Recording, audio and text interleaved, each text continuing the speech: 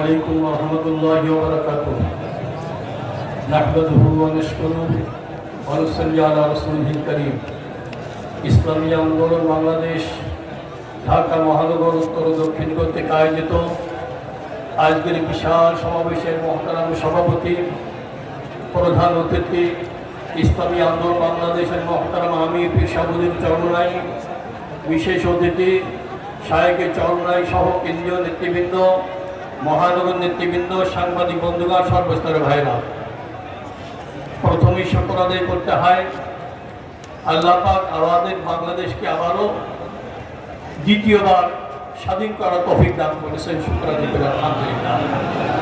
স্বাধীনতার নবায়ন হয়েছে, আজকে আমাদের মুখে হাসি ফুটেছে। সাথে সাথে মনে রাখতে হবে, আমরা যারা জমিনের উপর আছি আমাদের মুখে হাসি ফুটতে পারে, কিন্তু যারা মাটির নিচে চলে গেছেন তারা কোন হালাতে রয়েছেন জানি না। আমরা দোয়া করব, আমরা যতটুকু প্রশান্তি লাভ করেছি এর থেকে কোটি কোটি গুণ প্রশান্তি আল্লাহ পাক তাদেরকে দান করেন। আজকে আবু সাইদ, মুগ্ধ সহ যারা দুনিয়ার থেকে বিদায় নিয়েছে তাদের অভিভাবকের চোখের পানি কিন্তু শেষ হচ্ছে না।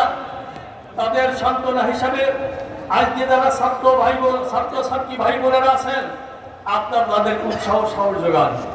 আপনাদের সাহস দেখেছে এই জগৎবাসী, এই দেশবাসী সবাই খুশি। আপনারা সশস্ত্র বাহিনীর বিরুদ্ধে যেভাবে মুখ পেতে দিয়েছেন, এ দেশের মানুষ আশাবাদী হয়েছে। আপনারা যখন রাস্তায় নিরাপত্তার দায়িত্বে থাকেন, এ দেশের মানুষ বড় আশাবাদী হয়। আপনারা যখন চাঁদাবাজি বন্ধ করবার জন্য দৃঢ় প্রতিজ্ঞ হয়েছেন, এ দেশের মানুষ বড় আশাবাদী হয়। আশা করেন এই ছাত্রদের মাধ্যমে এ দেশে কানুন পরিবর্তন আসবে, সংস্কার আসবে। অন্তর্বর্তীকালীন সরকার যারা এসেছেন তাদের কাছে দাবি, আপনি লক্ষ্য করুন দেশের কোথায় ক্ষত হয়েছে, কোথায় ক্ষতিগ্রস্ত হয়েছে, কোন সেক্টর ধ্বংস হয়েছে। একে একে এই ধ্বংস স্তূপকে আপনারা সংস্কারের মাধ্যমে সোনার একটা দেশ আপনারা উপহার দিবেন, এই দিবে আপনাদের কাছে করতে চাই। আজকে আপনারা দেখেছেন, এক সময় দেখতাম যানবাহন চলবার সময় মোড়ে মোড়ে ঘাটে ঘাটে চাঁদা দেওয়া লাগতো। আমার ছাত্র ভাই বোনেরা যখন নেমেছে এখন তারা সাহস পায় না, যখনই নামতে চায় তখনই তাদেরকে ধরে ফেলে। এইভাবে যদি আমরা প্রত্যেকটা সেক্টরে দায়িত্ব পালন করো, এদেশের মানুষ ইনশাআল্লাহ শান্তিতে থাকবে, নিরাপদে থাকবে।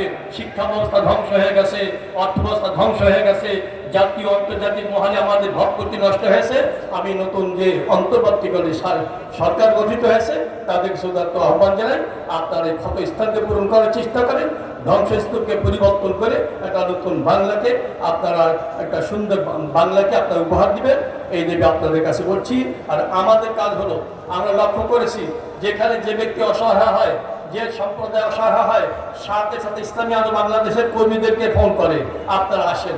আপনাদেরকে বিশ্বাস করি, আমি আপনাদের কাছে বলতে চাই, যারা যেখানে অসহায়ত্ব ফিল করবে আপনাদেরকে যখনই স্মরণ করবে, সাথে সাথে মজলুম মানুষের পাশে থাকবেন এবং যেন জালেম আর জুলুম করবার সুযোগ না পায়, এইভাবে সবসময় প্রস্তুত থাকতে হবে। আল্লাহ সবাইকে তৌফিক দান করেন। আমিন। আসসালামু আলাইকুম।